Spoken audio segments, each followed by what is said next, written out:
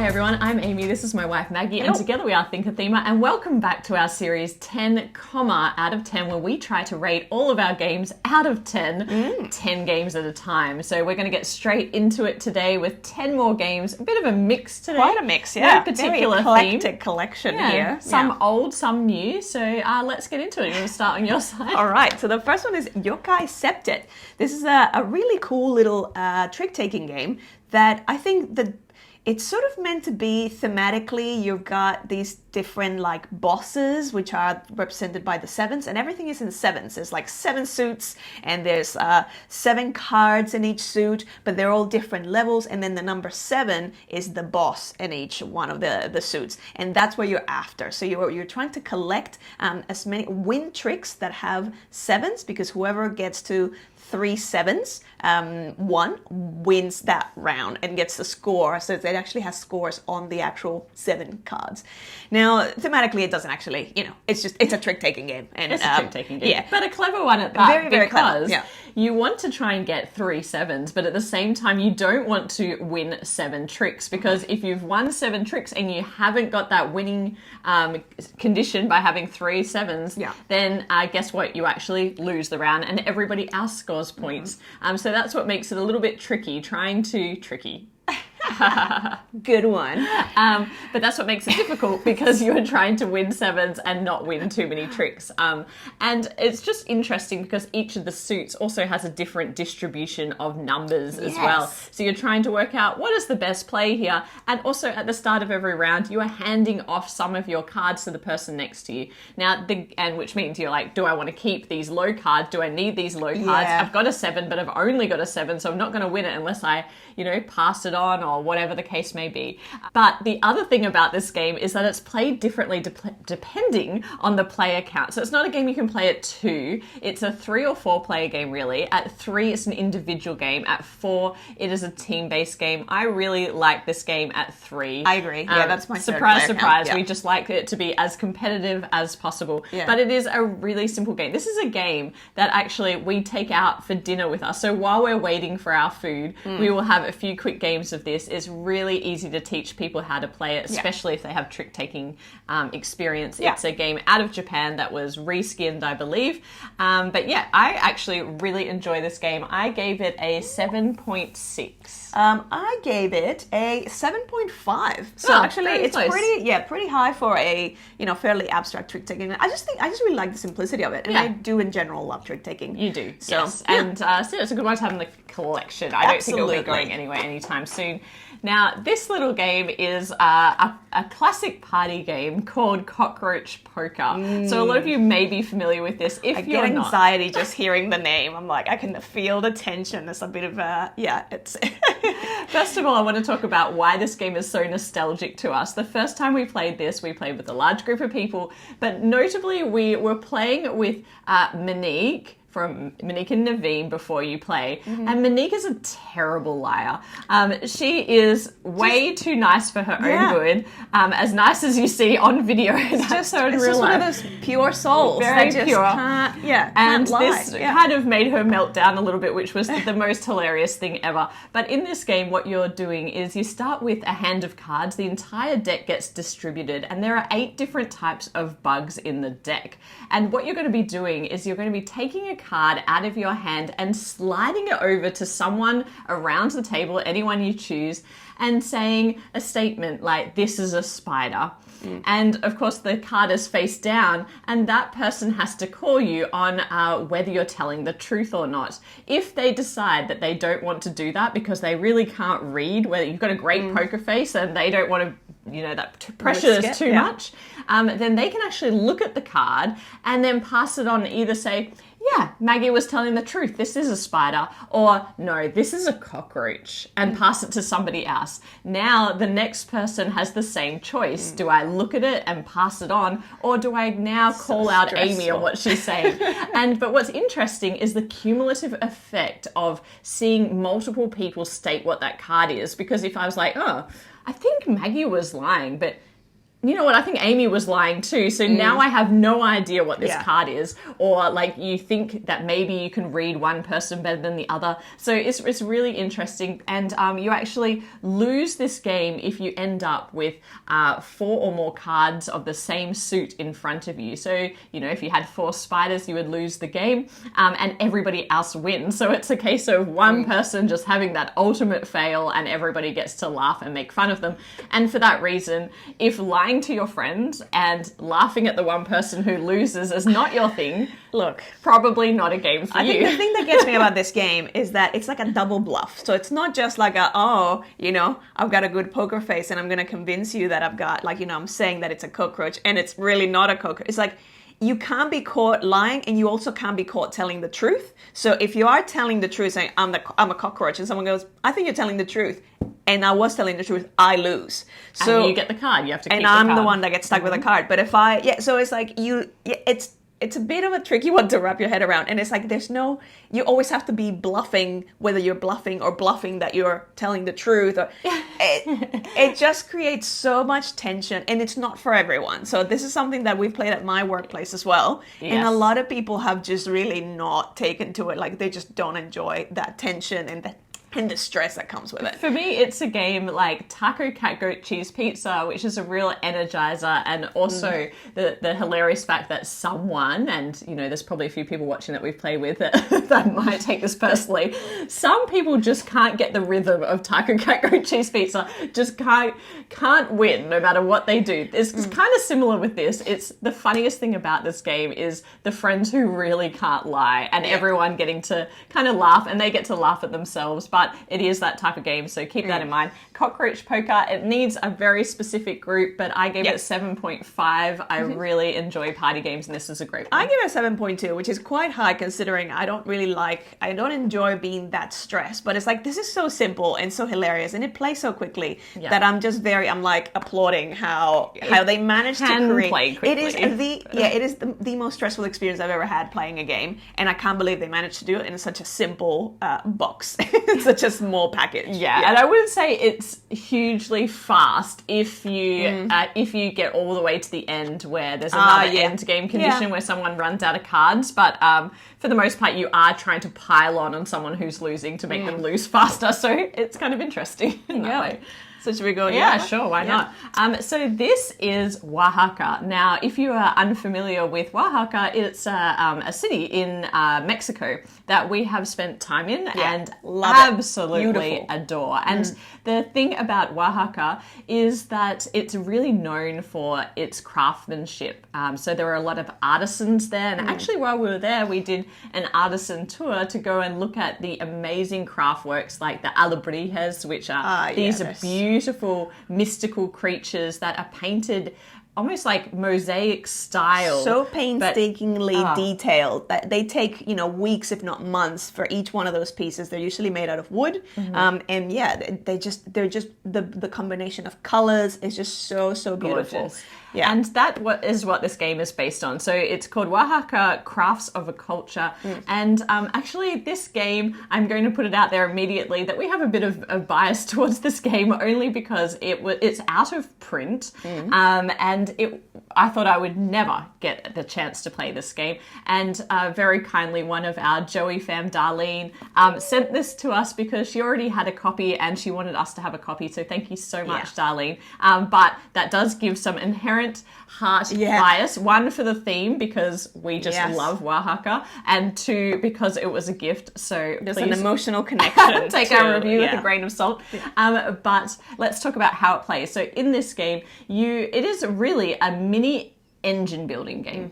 And what you're going to be doing is you're going to be choosing cards from a number of different piles that each represent different types of crafts. So it could be jewelry, it could be metalworks, it could be wood, pottery, cotton, fabrics, textiles.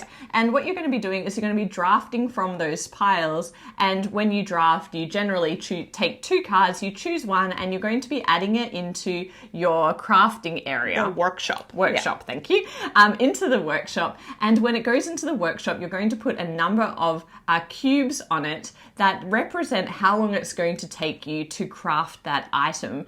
Now, the way that all of this is done, drafting cards and then removing those cubes from the different cards that you have on the go, and you're only allowed to have 3 pieces of art going at once. Can't be working on too many things at once, just 3 Focus max. your efforts. Yes. You're going to be rolling dice. So everybody has their own dice. You're going to be rolling those, and then you're going to be, on your turn, using one of those dice to either take more cards or to remove some of those cubes. Once you've removed the cubes and cards, they then go into your market stall. So it's like, well, now your craft here, your beautiful creation is ready to be sold. Yeah, and they all have victory points, as you would expect, but even cooler than that, they all have a bonus effect that can be tapped during your turn once per round. And so you start to build up this engine where you are crafting things, and then when they're sitting in your market stall, you get to tap them, which maybe that gives you a bonus die face, which then you can use to clear off some more cubes, which maybe then gives you another card, and then you can tap that card. And so you get this exciting series of combos that can elongate your turn. Some of them are even ongoing abilities. So some of them are like a passive ability that sometimes is like really, really powerful and really beneficial. And someone's like, oh, how come you get to do that? It's like, I've got this passive ability. It's like, oh. So a lot of game in a little box. It's a really interesting one. Great little engine builder.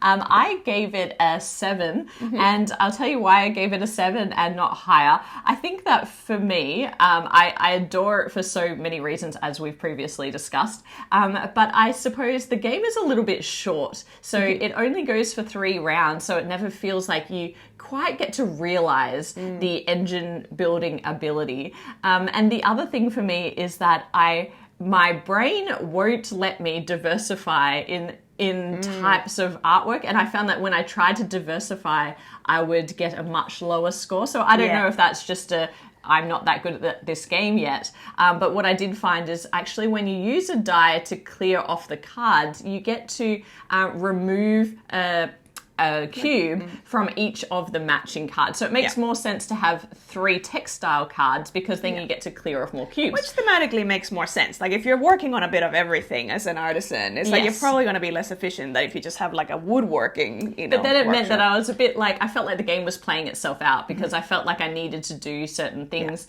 And also it's a little bit multiplayer solitaire for my personal preferences. I will give it a 7.3 because again, I really enjoyed, I think my favorite things about it are the theme and the artwork in it is actually quite cute and like quite nice, and it reminds me of a lot of the things that I loved about Mexico and Oaxaca. But I'm gonna agree that the gameplay felt like it almost I just wanted a little bit more. There are those turns that are quite combo-tastic where you're like, oh yeah, I got to tap a couple of my cards, and then that gave me this other thing, and then that managed to get, and then I had this passive ability. But I kind of wish that it had more time to build. For that reason, I also like it 2-player as well. 2-player went very quickly. It worked fine at 3 players, but it is quite multiplayer solitaire, so it doesn't really. The more players, there's some of the cards actually have some interaction. So there are one thing I think is in the wood deck where you're actually, it's a bit mean because you're putting extra cubes on the other person's on the other person's card, so you're kind of making it harder or making it take longer. So but that's Oaxaca. Now, which one should we go next to? Your side. To Motor City. Now this was on your list. I'll let you talk about it because it was on your most anticipated list. Nice. You just give me the duties of talking about all the games, but it was on my most anticipated games of 2023, and actually just after we made that video it was delivered, so I was very, very excited. High expectations going in because of our love for their previous 2 games, Three Sisters and Fleet the Dice game. And, I was expecting something fairly similar, but Motor City is a little bit different. So it's still a roll and write game. It still has a lot of different combos. But in this one, you are drafting die off a blueprint. So there is a blueprint main board. And at the start of every round, depending on the number of players, we're going to be rolling dice and then placing them out according to the symbols that are shown on there. those on the dice, those symbols represent different types of actions that you can take to do something or cross something off in one of the sections of your 2 player sheets. Now, the player sheets, interestingly, don't go left and right in this one. They go top and bottom, and they all represent different things that you're going to be doing that relate to manufacturing and racing cars. Not racing cars, because it's a test track. Yeah, it's a test track. Yeah, testing cars. So you're making cars and testing cars. And so you've got engineering, you've got production, and then, of course, you've got the race track, the test track, and you've got a speedometer. And so basically you are choosing a die and from the board, and you are able to take the action that it relates to in the column and the symbol on the die. Then you get the bonus underneath the dice that's on the blueprint, if there's one printed there. And then you get to take that die, and as a secondary action, you get to place it on an empty spot in this action selection dice worker placement section of the board. Area, corner. Where you get to place that. But interestingly, each round there could be one of those different regions that are blocked off because it's having audit. And so you are getting to do really 3 things: core action, the bonus, and then a extra action. And I'm saying that because I want to talk about what I liked and disliked about this game. So for me, this game didn't quite have the same feel as the other 2, and maybe that's because my expectations were certainly hyped up. Like I've been anticipating this game for a long time. But one thing that I found was that this game has a lot more dependencies within the different sections. So in order to maximize your points, you really need to be careful about what you unlock in certain sections, because for example, on the engineering tracks, you need to unlock the ones that are going to later or higher on the track give you a symbol that you need to then use somewhere else to get a high score. And for me, there was a lot of, especially in the early games that we had, there was a lot of, I didn't unlock that. And so now I have I've lost all the potential of this other section. I went down the wrong path, and then I didn't realize that I needed this as a dependency for that, and now it's sort of, like now it's too late kind of thing. And there's the little thing around, so if you watch the Roll and Write episode, you would know that I gave a higher score to Fleet the Dice game than Three Sisters, because over time I've taught Three Sisters more, and the complexity of the rondelle is harder to understand. And there's also complexity of just trying to remember what you're doing. This one I feel like also has that layer of cognitive overload around the fact that the difference between the action that you're taking, which is the same as the symbol on the die, versus the action that you're taking by placing that die, which is not the same symbol necessarily as the one on the die. It just adds that extra layer of complexity that you're looking at the die, seeing a symbol, but you're like, no, wait, hold on.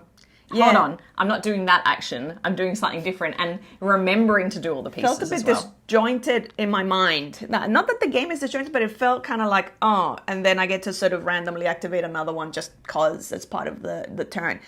What I kind of struggled more with was, well, thematically, I'm not into cars, and so that's one barrier for me. But the other thing was, I couldn't, like, it didn't really feel super thematic, like, and I don't know if it's, again, my own lack of understanding of the car world, but as I'm, like, activating an engineer, and then it all just felt very abstract. I agree. And I also didn't feel that the combo-tastic feel of, I did this and then it triggered that. You do get a little bit of it as you're upgrading some of those abilities, because then you get to take a couple of turns. And but I feel like that happened more in the previous 2 games. That was just kind of my sense. Yeah, and I love cars. And yeah, I don't know. It didn't feel thematic to me either.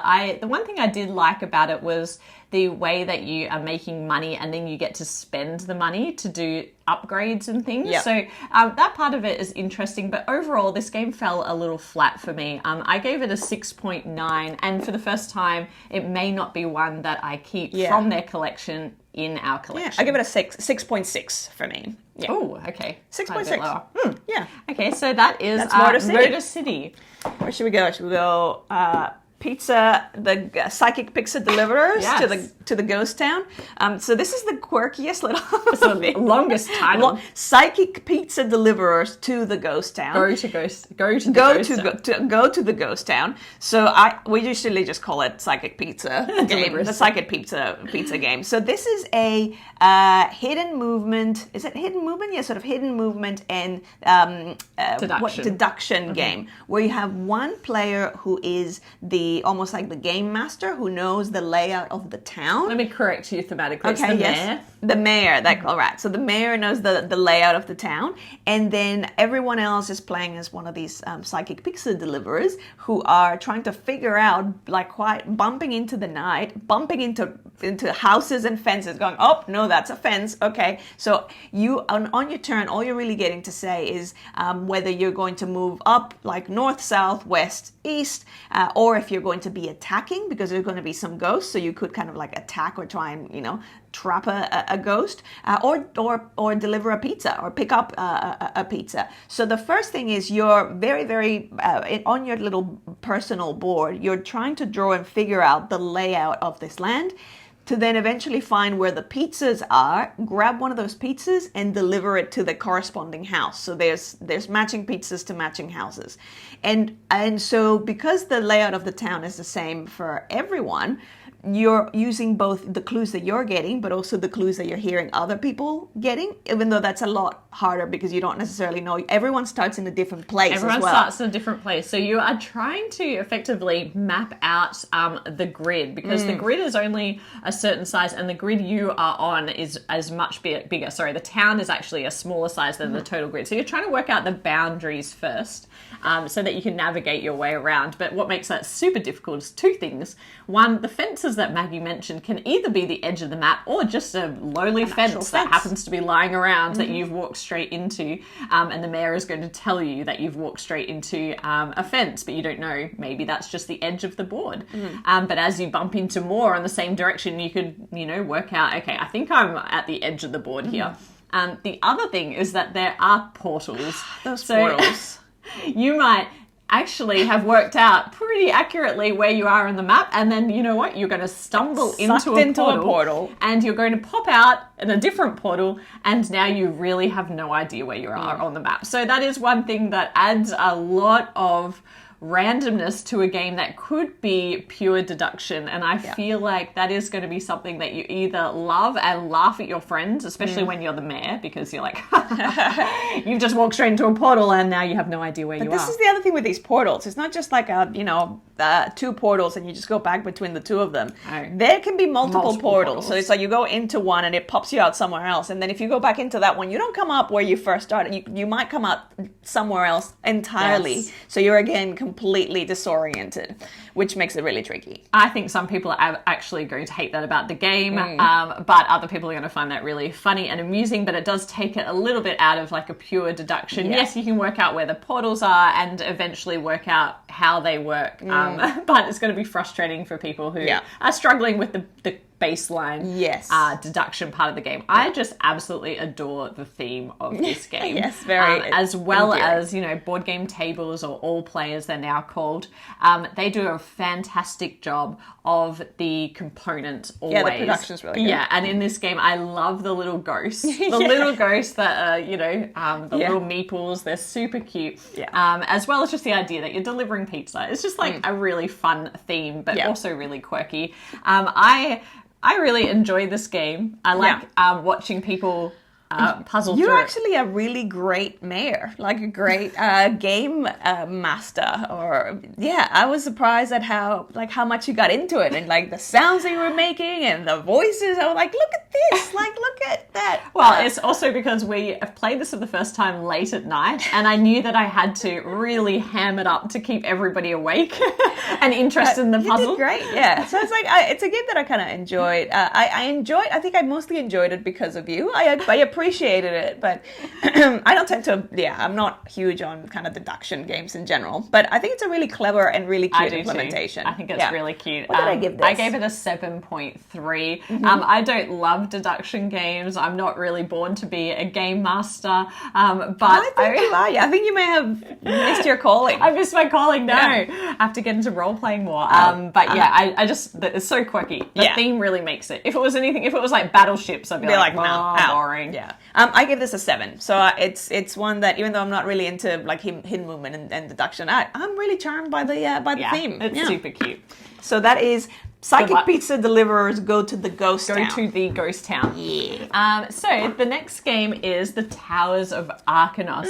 And this game is one that's been in our collection for a really long time. And we used to play it a lot when we first got it. And that was, earlier days. It's like a 2019 game, so not that long. But early days. There's a lot of... I mean, it's pre-pandemic, right now, so... it feels like a lifetime ago, as I'm sure everyone can appreciate. But this game is a game that is all about building these towers on coaster-like tiles. And this game has no board. So when you start this game, you're going to lay out 4 coaster tiles that represent the towers. There's going to be 3 that have dice conditions printed on them that are going to dictate what you're able to place onto that particular piece of tower. The one in the middle is always a free-for-all in that you can put any dice there, and so it's a little bit more forgiving if you can't meet the conditions of the other towers. But what each player is going to be doing is the first player is actually going to roll a pool of dice that they've pulled out of a bag, and each of those dice are going to be different colors, and of course you're going to result in different results. It results in different results when you roll dice. That's what happens. Spoiler alert. Get for being here to get all of these tips. You may get different numbers on the dice. And what you're going to be doing... Heard it here first. As the first player, you're going to be choosing one of those, choosing a die from that rolled pool, and you're going to be placing it out onto one of these coaster-like towers, following the conditions. So, for example, one of them might say you can only put blue 1s and 2s on this tile. And so I might be like, great, there's a blue one, so I'm going to put that dice there. And 2 things happen. 1, you get the bonus where you place that die, which could be just straight up victory points. And you also get to place your meeple out there in what becomes an area control game.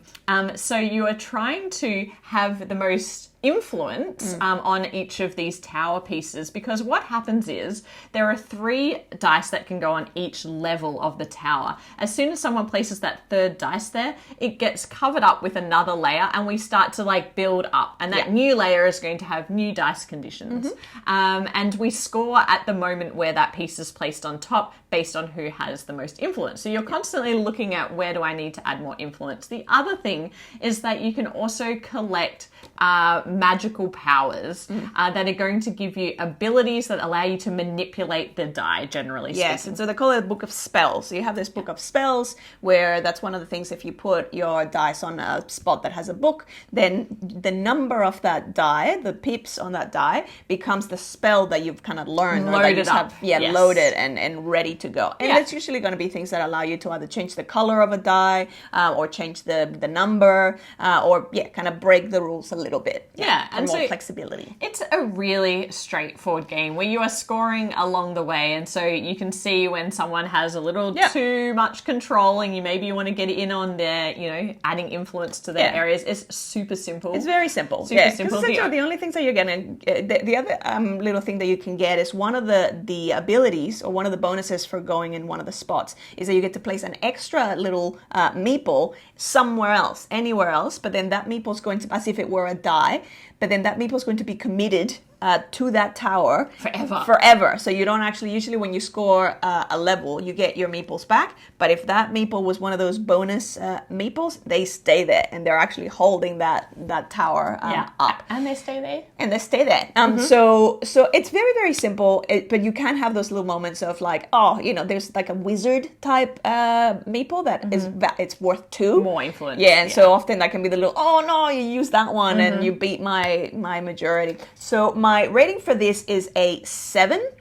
because it is quite abstract, and it's I enjoyed it. Every time that we played, I have a good time with it. I almost wish that the options, like every coaster pretty much has the same 3 options, so you like the ways that you're kind of scoring the bonuses. I wish there was a little bit more diversity, or more just more. And I have to say, things. I love this as a gateway game. I think it's really easy to get to the table, easy to teach, and people generally enjoy it because you're building something physical. There's physical towers. It's pretty cool on the table. I like the way that it stacks and how it looks on the table, but I gave it a 7.1 just because it is a little bit simple for my taste, and it does wear thin after a little while. So that is the Towers of Arkhanos. Towers of Arkhanos. Where should we go next? Should we go Illumination? Illumination. Right, so Illumination is a bit of a...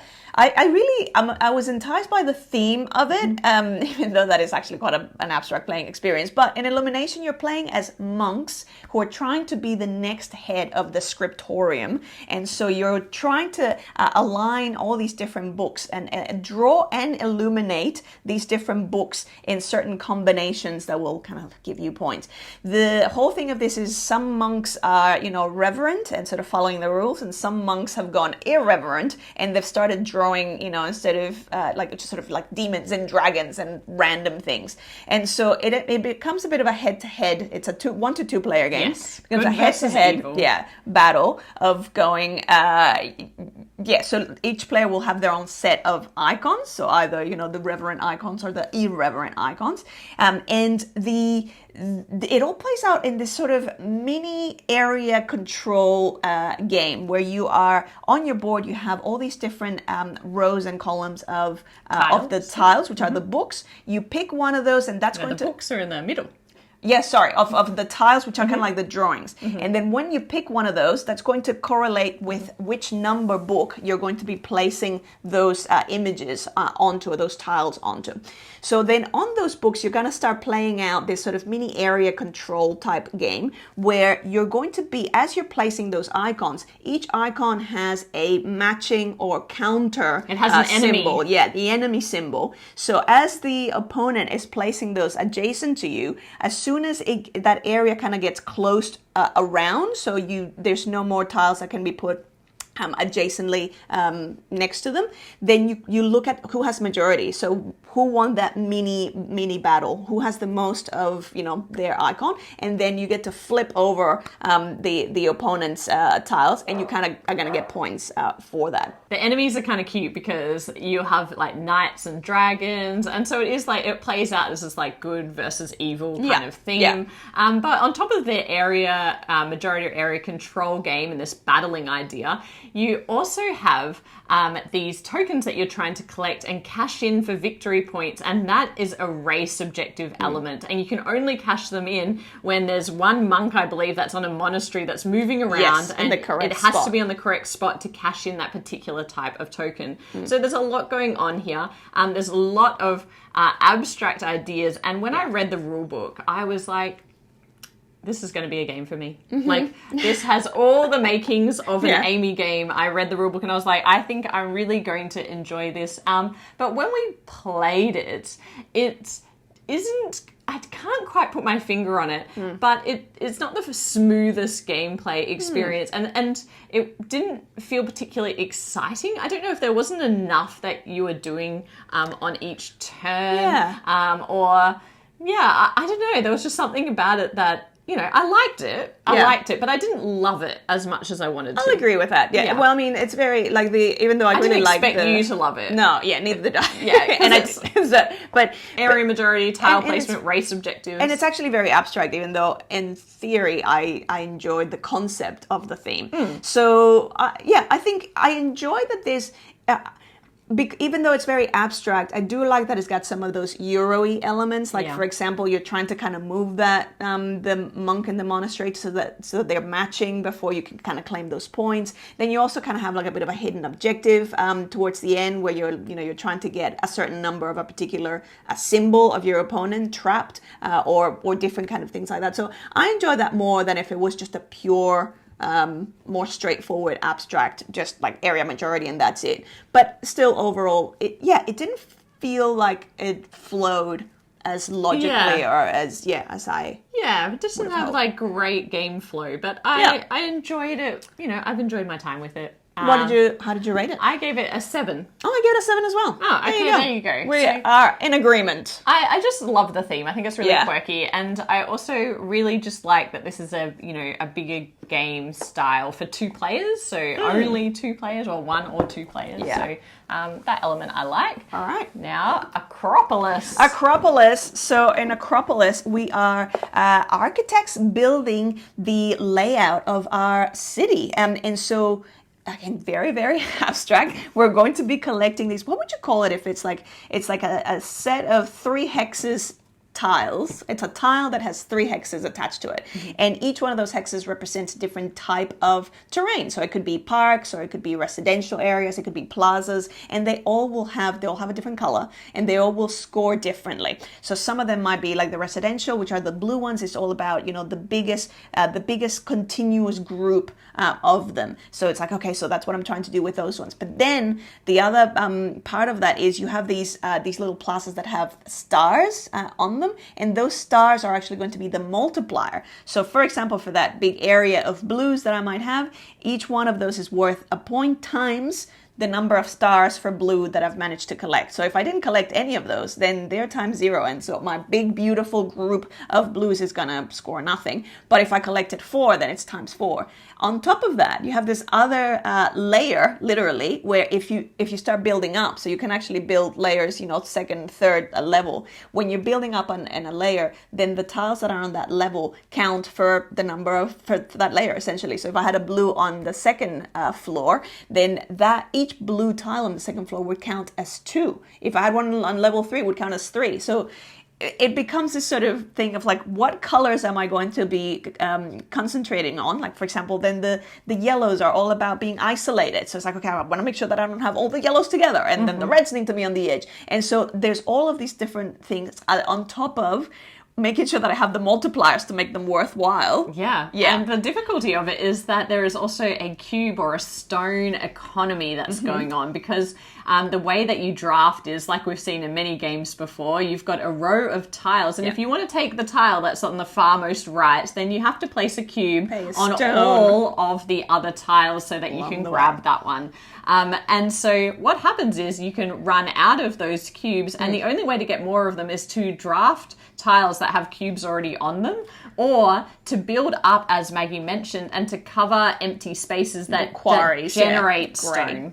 Yeah, and so that's another interesting element. But this game is really, really quick, really clever, but super simple. I thought it would be much more complex than what it extremely is. gateway friendly. Like, for someone Really that's never is. played anything, like any board game type thing, like, they'll be able to get this very, very easily. And can I talk about one of my favorite things? That this game comes organized and punched. Yeah. No punching needed. So, when you're getting a lot of board games and you're just like, okay, I'm just going to open this and what?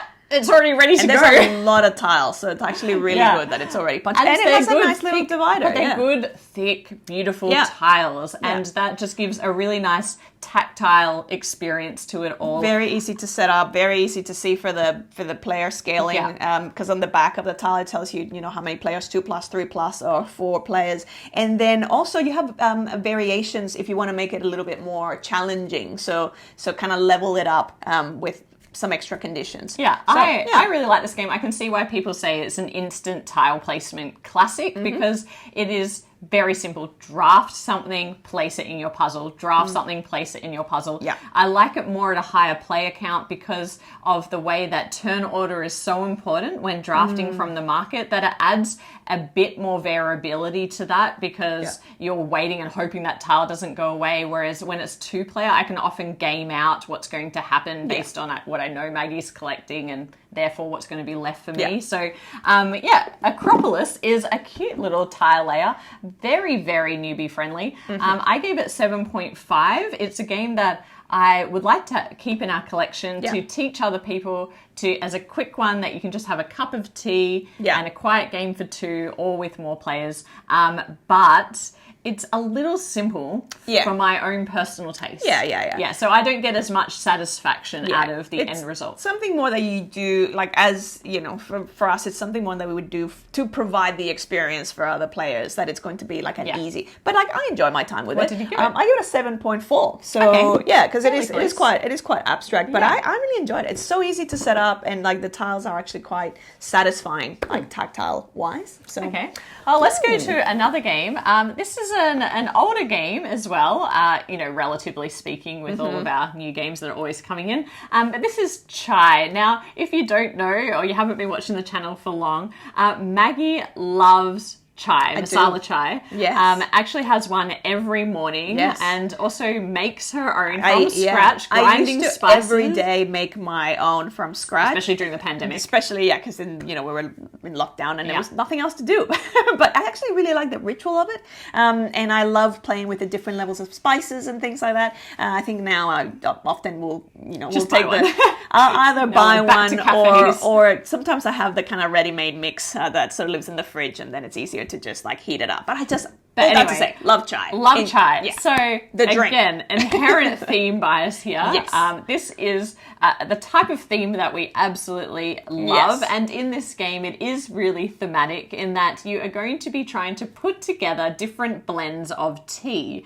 And the way that you're going to be doing that is quite interesting, because there is a market of ingredients and a pantry of ingredients, and you're going to be drafting from those. And the way that the market in particular works is quite interesting, because there is this slider game where you are going to be paying for the most expensive of an ingredient that is then connected to other ingredients potentially. So for example, if I wanted to take one vanilla, I'm better off trying to make the slider puzzle work for me. So maybe I need to draft something first that's not vanilla to bring all the vanillas together, so that when I buy a vanilla, I'm actually getting 4 instead of 1, for example. For just the one price. Just the one price, So it's an interesting way that drafting works. And then there is ingredients, so you can add things like honey and vanilla to your... did I just say vanilla twice? There's... Possibly. I did vanilla beans in that case. Yeah, because I think the little white flowers, I think it's jasmine. That's right, and the other in the market. I always think vanilla when I see them. Jasmine and vanilla and honey and different ingredients. And what you're going to be trying to do is fulfill orders in this game. So, but there's this really interesting addition in that each of the players have a special player ingredient or tea leaf, a base tea leaf type that needs to go into each of these orders. Now, you can fulfill your own coloured orders and just add in one of your tea leaves, and that's fine. But if you fulfill a different player's coloured order, you're going to have to pay that person $1. And money is really important in this game because it's worth victory points at the end of the game, but it also allows you to buy the ingredients that you need. And I love in this game that when you buy ingredients, you can just buy as much as you want. As much as you can afford. As much as you can afford until you decide to stop. And I really like that element of the game, because it means you can be like kind of generating money for a while, and then just have this big spend and fill up your shopping spree at the market. Fill up all of your ingredients. And you can also, there's also some other bonuses and things that you can activate along the way, but ultimately you're really trying to complete as many orders as possible. And it's difficult to do that because in a full player count game, 4 or 5 people, you're actually trying to race to be one of the people each round that, you know, fulfills an order, because only 4 orders are going to be completed each round. Well, it's the number of players. So, like, when you play 4-player, then it's like 4. Yeah, so it's like you get these little cups. So their only purpose is the Deluxe edition, which is fantastic. Yeah, it's really, I love the components in it. I love the tiles that are kind of like Azul style little tiles. And even the other ingredient tiles, which usually would be cardboard, but in this one they're like kind of like an acrylic type material.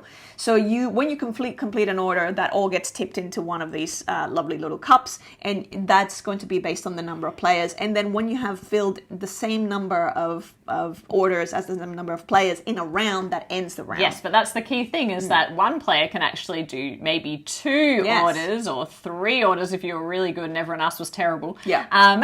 And then other players miss out on fulfilling an order that round. And it's really planning out what is the most efficient way to do this puzzle. And it surprised me because it's a fairly simple, lightweight game, gateway style light. Yeah. But I actually found myself really enjoying how to optimize. I was really surprised as well by the market mechanic of how things just kind of, it's almost like those connect like bubble type Candy Crush things when you like collect all the ones of the same color, then everything just slides back.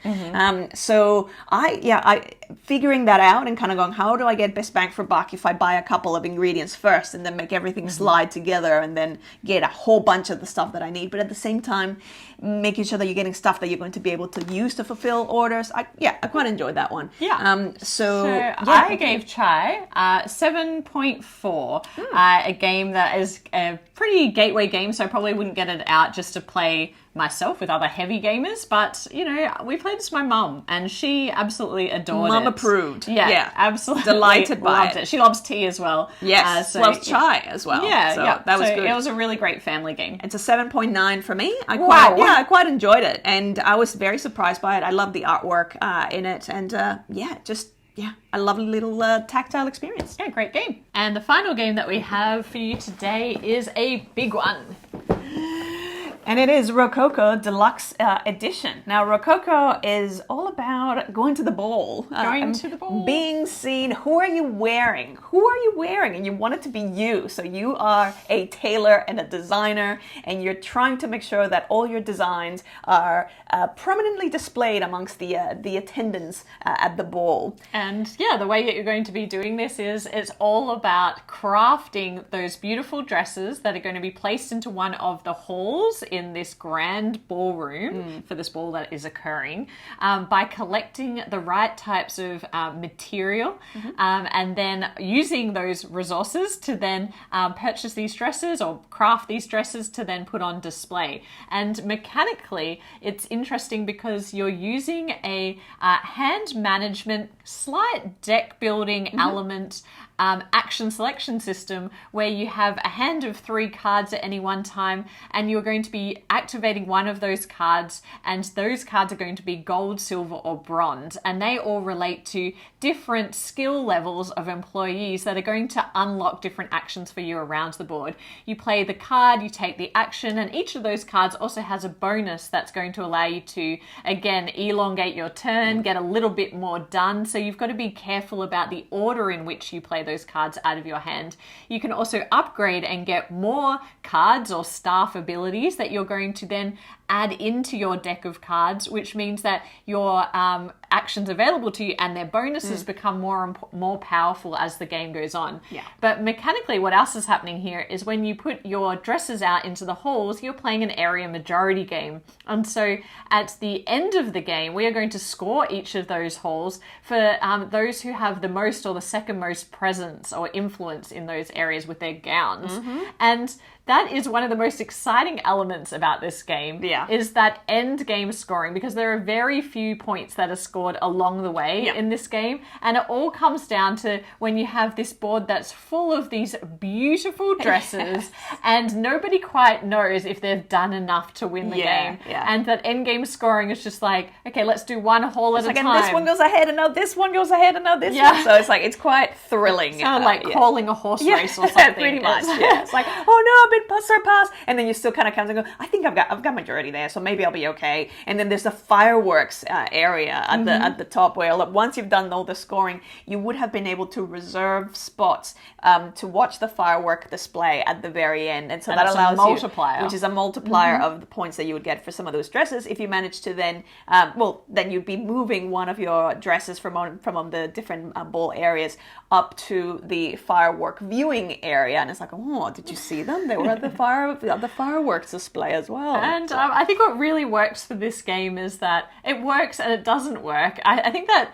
the box gives off the appearance, like this is the same size as a Lacerda game, right? And so people see it and they are maybe a little bit worried that it's going to be quite complex, but actually this game is not very complex. And I would say that it's kind of a nice mid-weight when you're trying to upskill your friends into a slightly more complex game. Level them up. Yeah, level them up. But it still has a lot of simple, linear type growth in the game where it's like, okay, if I collect that resource, then, I'm trying to get that dress, and then that dress is going to go there. And it's like, it's nice, and it has a nice flow to it. Yes. Which makes it really a pleasure to teach. It makes logical sense, thematic sense, which also always makes it easier. But a lot of people will also be turned off by that because maybe it doesn't have all the complexity that you're expecting from a game of this size and this expense. Because when this game came out, there was a lot of talk about, is it really worth it? The deluxeification that the industry was going through kind of was epitomized by this game because the components are super luxe. Yeah. The board is huge. Probably Very doesn't need to be. satisfying though. Yeah, the board, I mean, I do like the presses. No, but I'm saying it doesn't need to be. Need it. But everything adds to the experience, and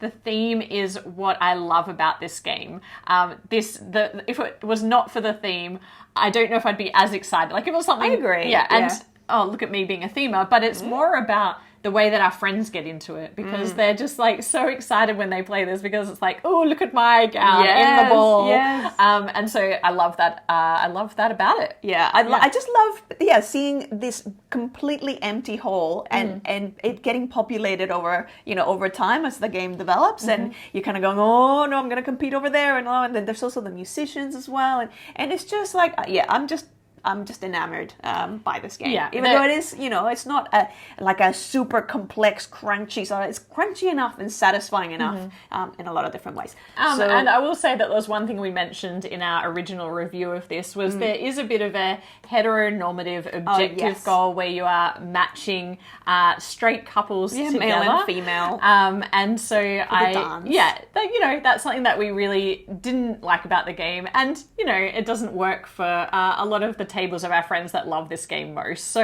that's something we'd like to see changed in future games. But for the rest of it, I really enjoy it. And I gave it a 7.8. Oh, I gave it an 8.6. This is actually one game that I just absolutely adore. Like, I really love... That is higher than I expected. Yeah, it is quite high for me. I just love... I'm just charmed by it. It's a delightful experience. It's a feeling. It's... Look at you trying to be... That's you.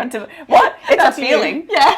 Did I say it's a feeling? No, but that's like, you're charmed by it. It's how it all comes together. Yeah, I'm delighted and fascinated by it. And I love the theme. I love the components. I love the way it all kind of plays out. I love that I have no idea how well I'm doing. And you always feel like you're doing pretty well. But then at the end, when you have that sort of final...